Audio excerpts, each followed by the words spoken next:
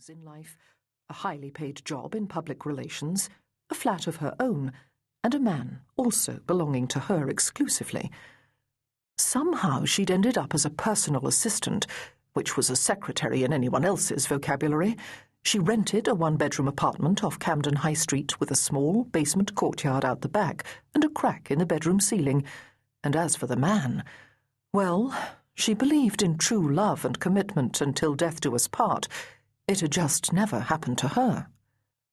She had grown up watching her parents' dogged devotion to one another, their us-against-the-world united front that often excluded even her, their only child, and she'd been trying to find her own gang of two ever since.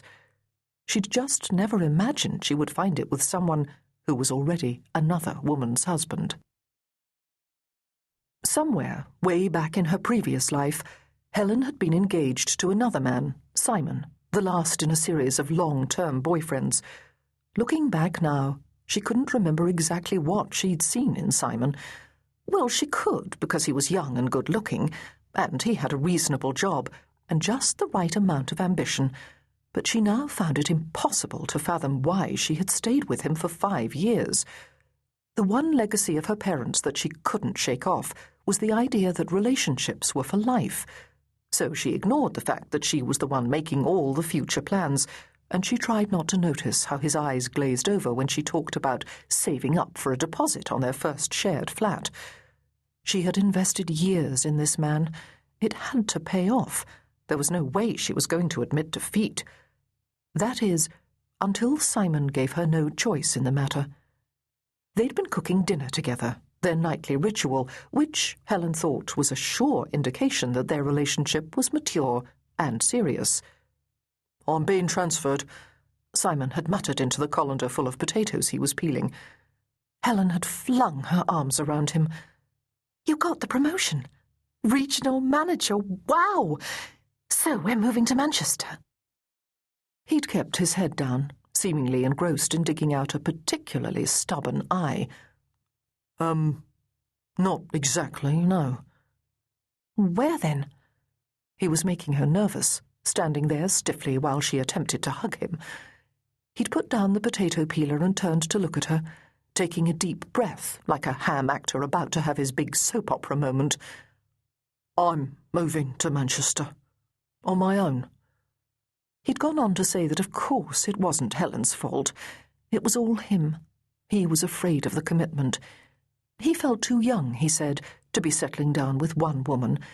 It was all a matter of timing. If he'd met Helen a few years later, when he felt ready for such a big step. "I love you so much. It's just me. I'm such a fuck-up. I know I'll regret this, but it's something I have to do," he'd whined, wallowing in his role. He'd insisted there was no one else involved, and Helen had believed him, had, in fact, felt sorry for him.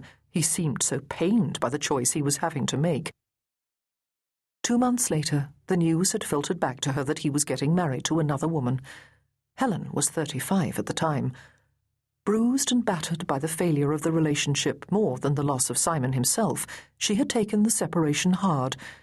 She'd made a promise to herself that she would have some fun, take opportunities when they arose without stopping to endlessly analyze their potential. And, right on cue, Matthew had come along. Her boss, of course, and 20 years older than she was, but why avoid a perfectly good cliché when it's staring you in the face? Matthew was handsome in the way that men in their 50s are allowed to be considered handsome, despite, or maybe even because of, the grey hair and the paunch. Tall and confident, he gave off the impression that he revelled in his alpha status.